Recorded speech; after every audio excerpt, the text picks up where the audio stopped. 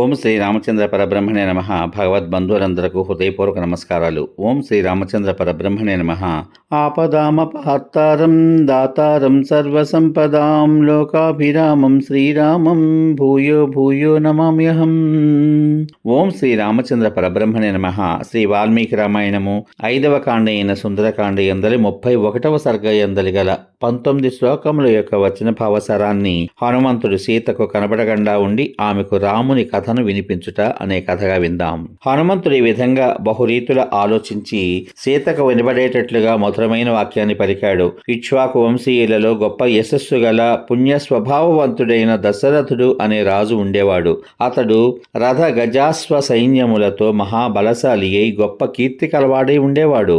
అతడు గుణముల చేత రాజర్షులందరిలోనూ శ్రేష్ఠుడు, తపస్సు చేత ఋషులతో సమానుడు, చక్రవర్తుల కులమునందు పుట్టినవాడు, బలములో దేవేంద్రునితో సమానుడు, అహింసాపరుడు, నీచ స్వభావం లేనివాడు, దయాశీలుడు, సత్యమైన పరాక్రమం కలవాడు, ఇక్ష్వాకు వంశంలో చాలా ప్రధానమైనవాడు, ఐశ్వర్య సంపన్నుడు, ఐశ్వర్యాన్ని పెంపొందించేవాడు, ఉత్తమ రాజ లక్షణాలు కలవాడు, రాజులలో శ్రేష్ఠుడు, 4 సముద్రముల వరకు వ్యాపించిన భూమిలో ప్రసిద్ధుడు, తాను సుఖపడుతూ ఇతరులను కూడా సుఖపెట్టేవాడు. ఆ దశరథునకు ప్రియుడైన రాముడు అనే పేరు గల జ్యేష్ఠ పుత్రుడు ఉన్నాడు.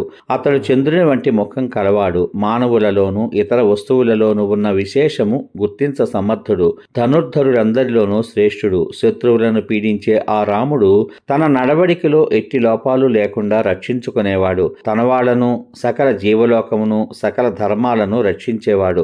సత్యమైన సంకల్పం కలవాడు. తన తండ్రి వృద్ధుడు అయిన ఆ దశరథ మహారాజు ఆజ్ఞచేత వీరుడైన ఆ రాముడు భార్యతోనూ సోదరునితోనూ అరణ్యమునకు ప్రవాసం వెళ్ళాడు. ఆ అరణ్యంలో వేటాడే సందర్భంలో అతడు శూరులు, స్వేచ్ఛారూపధారులు అయిన చాలామంది రాక్షసులను సంహరించాడు. పిమ్మట రావణుడు జనస్థానములోని రాక్షసుల వధను, ఖర దూషణుల వధను విని కోపంతో మాయామృగము రూపం చేత అరణ్యంలో రాముని వంచించి జానకిని అపహరించాడు. రాముడు ఎట్టి దోషాలు లేని ఆ సీతాదేవిని వెతుకుతూ అరణ్యంలో సుగ్రీవుడు అనే వానరునితో మైత్రం చేసుకున్నాడు.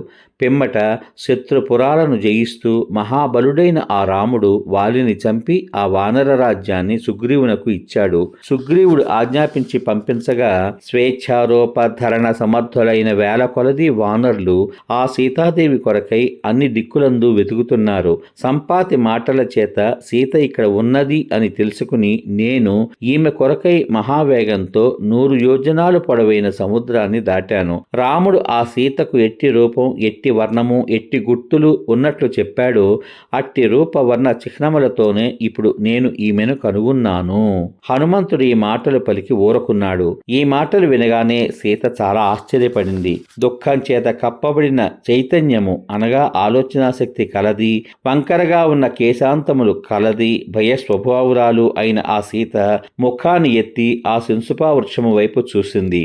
హనుమంతుని మాటలు విన్న సీత దిక్కులు విదిక్కులు చూస్తూ మనస్సులో సర్వ విధాల రాముణ్ణే స్మరిస్తూ చాలా సంతోషించింది. ప్రక్కలకు పైకి కిందికి చూస్తూ ఊహింపశక్యం కాని బుద్ధి బలము కలవాడు, సుగ్రీవుని అమాత్యుడు, వాయుకుమారుడు, ఉదయాచలంపై ఉన్న సూర్యుని వలె ఉన్న హనుమంతుని చూసింది.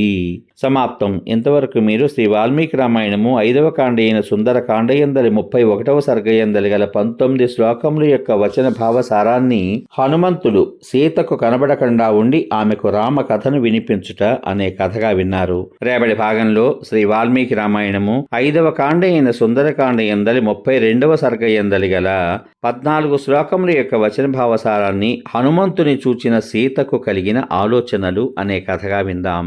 ఓం శ్రీ రామచంద్ర పరబ్రహ్మణే నమః.